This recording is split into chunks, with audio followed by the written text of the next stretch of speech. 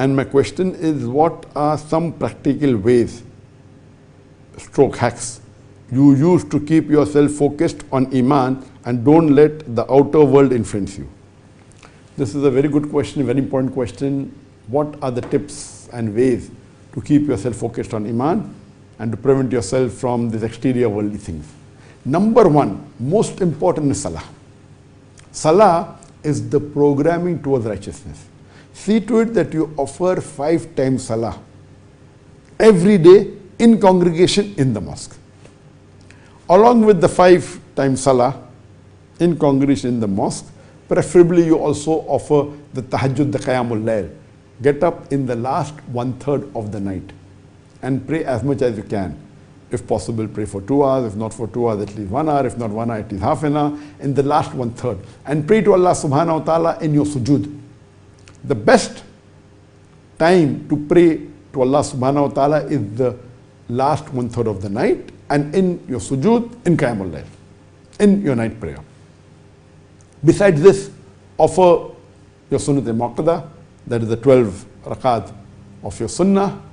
Besides the 5 times fard in the qiyamul layl, the 12 rakat of sunnah, sunnat-e-muakkada, 2 rakat of sunnah before the fajr salah of 2 rakat, 2 plus 2, 4 rakat before the dhuhr salah, 2 rakat after the dhuhr salah, and 2 rakat after maghrib, and 2 rakat after isha. These 12 rakat, the Prophet said, if you offer, inshallah, you will get a place in Jannah close to him.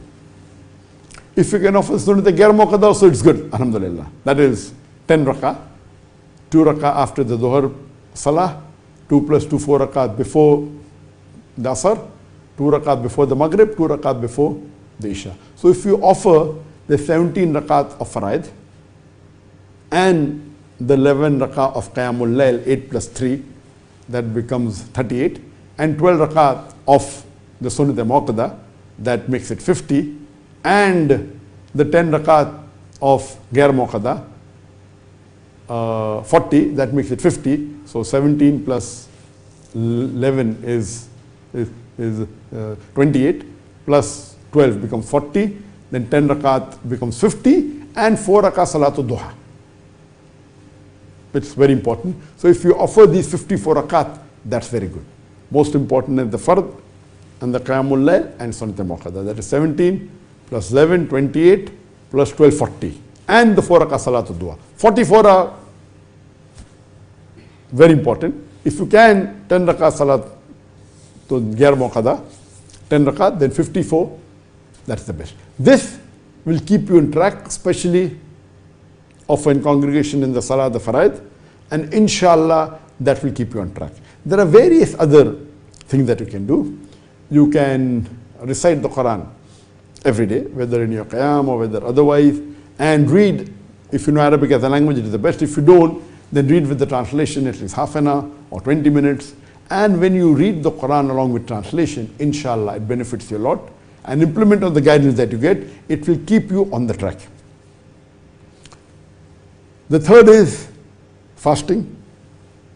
Besides the faraid fast of Ramadan, see to it you offer the fast of Arafah and the fast of Ashura, which we mentioned. 10 and 9, 10, 11 is the best. Besides the fast of Arafah, the first 9 days of Dhul Hijjah is very important. You can offer the fast of Ayyamul Bid, the 3 days, 13th, 14th and 15th of every month. And you can fast the fast of Shawwal. And if you want to fast more, it can be Monday and Thursday also. So salah is important, reading the Quran is important, fasting is important, charity is very important. I'm just telling in brief, when you give charity, you are really understanding that this wealth is of Allah subhanahu wa ta'ala. When you give charity, you come to know it makes your heart feel happy. It makes you understand that we have to share our wealth, share our blessings that Allah has given us. And the more you share, more Allah gives you. So if you make it a point that besides the faraid, zakah that you have to give, start with saying, besides the zakah, compulsory zakah of 2.5% of your surplus wealth, give 10% of your earnings in charity. After 10%, make it 20, make it 25. Preferable, you make 51% of your earning in charity, so that you make Allah the bigger partner of yours rather than yourself. I know it's difficult, but it's possible. So all these things, if you practice and you see, you stay away from extravagance. And you see to it that you make your life simple. The more you make your life simple, the closer you'll get to Allah subhanahu wa ta'ala. This extravagance that you have, and you find the glamour everywhere around you, this takes you away from the deen. If Allah has given you wealth, alhamdulillah, give in charity. The sakina, the tranquility, the peace that you get in your mind is unbelievable. People think that wealth gets you peace of mind. I don't think so. Most of the billionaires in the world, they may not be happy. Maybe few Muslims who may be following Quran, maybe. But majority of the billionaires that you have, you think they're happy, but they are not. They are worried.